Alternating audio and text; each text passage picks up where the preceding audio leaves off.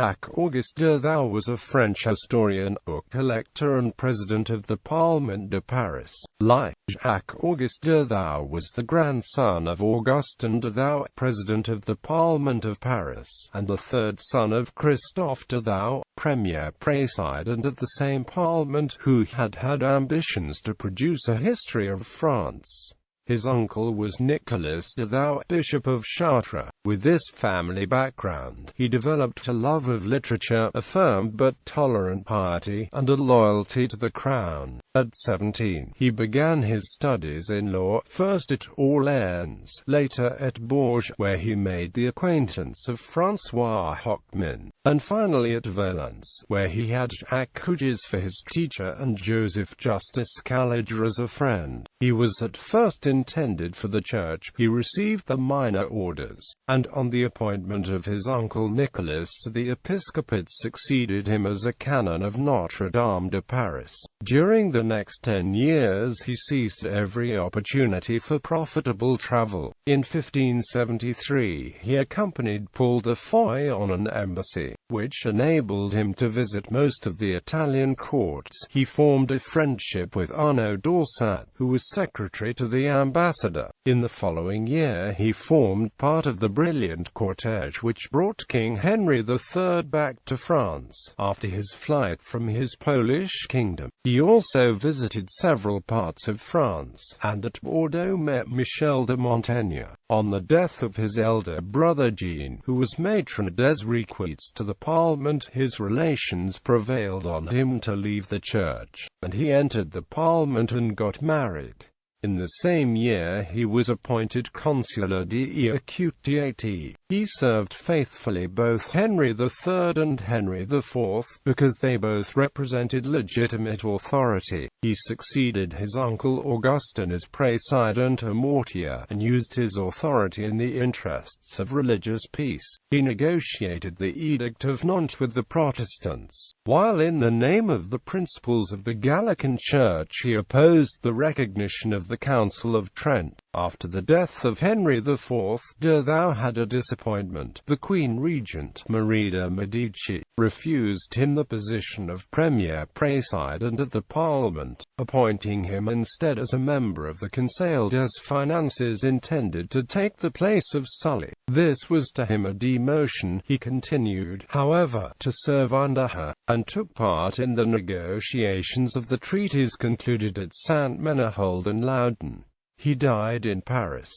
Coat of arms, argent, a chevron between three flies, sable, works. His attitude exposed him to the animosity of the League Party and of the Holy See, and to the persecution when the first edition of his history appeared. This history was his life's work. In a letter of March 31, 1611, addressed to the President Pierre Jeanin, he described his labors. His materials were drawn from his rich library, which he established in the Rue des Poitevins in the year 1587, with the two brothers, Pierre and Jacques Dupuy, as librarians. His object was to produce a scientific and unbiased work, and for this reason he wrote it in Latin, giving it as title Historia Sui Temporis. The first 18 books, embracing the period from 1545 to 1560, appeared in 1604, and the work was at once attacked by those whom the author himself calls les envieurs et les facteurs. The second part, dealing with the first wars of religion including the St. Bartholomew's Day massacre, was put on the Index Librorum Prohibitorum.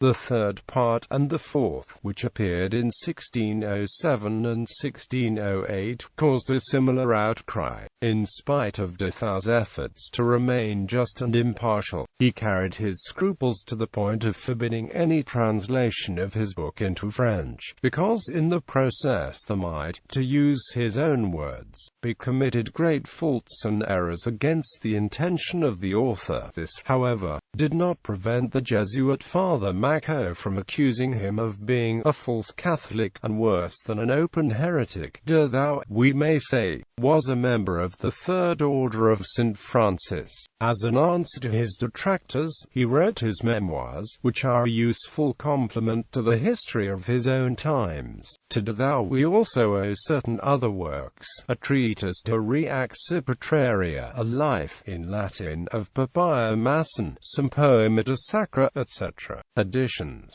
3 years after the death of De Thou, Pierre Dupuy and Nicolas Rigaud brought out the first complete edition of the Historia Sui Temporis, comprising 138 books. They appended to it the memoirs, also in Latin. 100 years later, Samuel Buckley published a critical edition, the material for which had been collected in France itself by Thomas Scott. De Thou was treated as a classic, an honor which he deserved. His history is a model of exact research, drawn from the best sources, and presented in an elegant and animated style. Unfortunately, even for the men of the Renaissance, Latin was a dead language. It was impossible for De Thou to find exact equivalents for technical terms of geography or of administration, as the reasons which had led De Thou to forbid the translation of his monumental history disappeared with his death. There was soon a move to make it more accessible.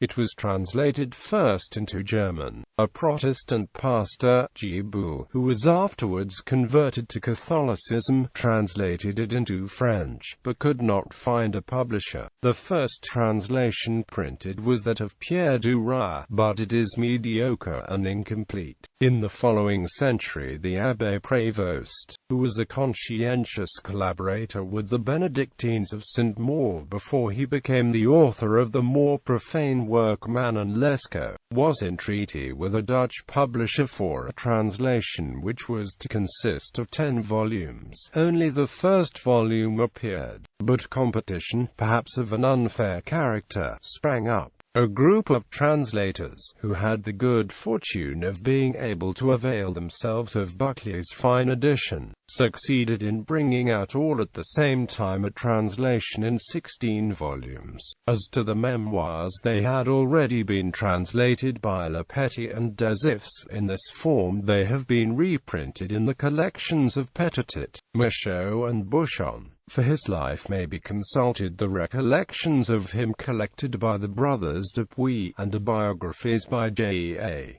M. Collinson and Heinrich Dunzer. See also Henry Harris, Le Président de Thou et ses descendants, Le célèbre bibliothèque, Les armoires et la traduction française de J. A. Tourney Historiarum Sui Temporis.